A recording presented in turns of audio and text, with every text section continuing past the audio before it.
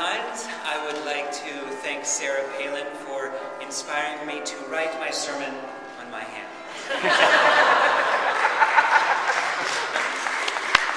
Welcome to the First Unitarian Church of Philadelphia, where liberty rings true. Yay! I will begin this sermon about my advisor, James Cone, the founder of Black liberation theology. He was a man who taught me at Union Theological Seminary, and he would say to me, You got to find your voice. You've got to find your voice. And I would say, okay, where do I look? Where do I look? And he would get into my face about what is my message, right? He would really get and say, what is your purpose? And he wasn't talking about ministry, or he was talking about my life. What's your purpose in life? What is going to be your core legacy that you're going to leave behind? He left a pretty powerful one. For those of you who know his work, he was the man who would go into black churches and say, why are you praying to a white God? And he would point out to the white Jesus with his arms stretched out, and he would say, why are you praying to a white God? You know Jesus was not European. And he would then ask, what would it look like if your God was one who was on the side of the oppressed? What if your God looked like you, sounded like you? What if you prayed to someone who would preserve your dignity? And so his message was really about self-reliance. It was really about how to engage in some sort of act of reclaiming one's dignity in undignified times. And that's his legacy. But there's some others who have helped us inform our legacy, and they're written right here on my wall. There was Blackwell, Elizabeth Blackwell, who you've been hearing about, right? She was the first woman to be a doctor. And she took her Unitarian faith, and she said that, are there Elizabeth Blackwell teams in the house, by the way? Yeah! Where's the love?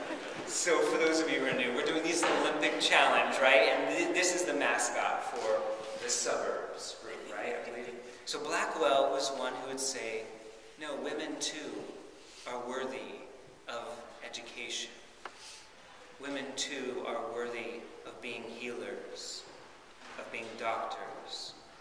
We heard today how Laura Town, right, who took the message that she learned in this church, and she too said no. Blacks who were made to be slaves are worthy of education. And she built a school for them. And that was just before the Civil War. A powerful legacy she left.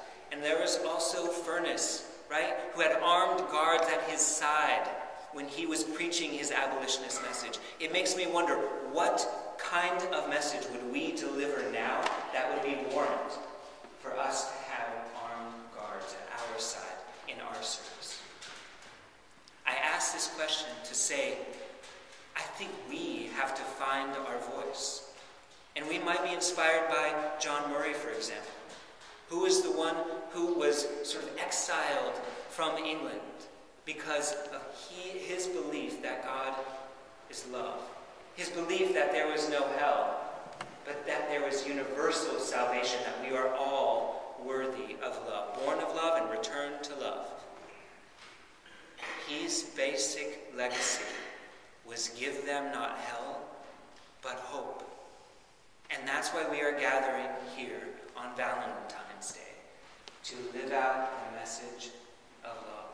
And love is not some hallmark sentimental exchange.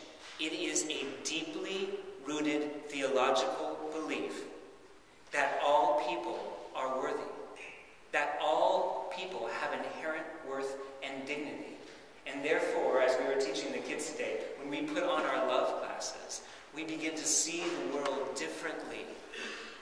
We begin to see oppression, and then we decide whether or not we will say something or do something. And so next time you're in the airport or you're at the train station and you hear that phrase, see something, say something. No, it's actually a theological statement. It's literally a sign calling you to look for oppression in everyday life. And that's why I want to give you a couple of examples that are written here on my arm. So when I went down to South Carolina last spring to visit with the congregation that was celebrating Laura Town's birthday, there was a man who told me a story. He said that he had gone into a coffee shop there in Beaufort, South Carolina, and there was one of his friends and the mayor, and they were having coffee. And he said, "Oh, hi, I noticed you're laughing. What's so funny?" And they were like, "Oh, you have to look at this." And they passed over a cartoon. He looked at the cartoon and said, "I've been examining my own racism, and as a result, I don't find this cartoon funny." Bam!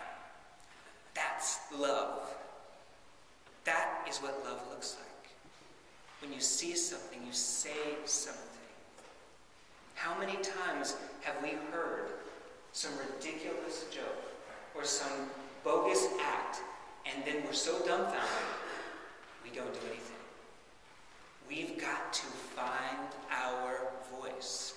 And with your voice, you can actually help raise consciousness and in turn participate in the very difficult collective process of ending oppression. And that's what standing on the side of love looks like every single day. Which leads me to another story. Uganda,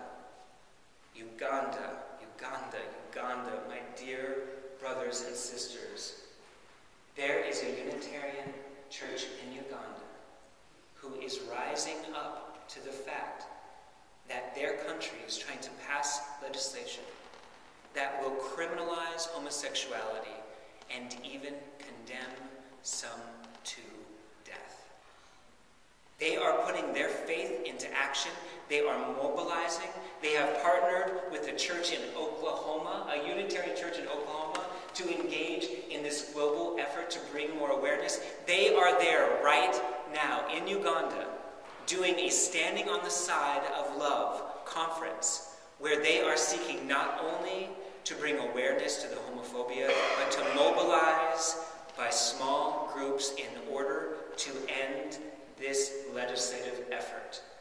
And in doing so, they are standing on the side of love. And so, for me, it's all written here in black and white.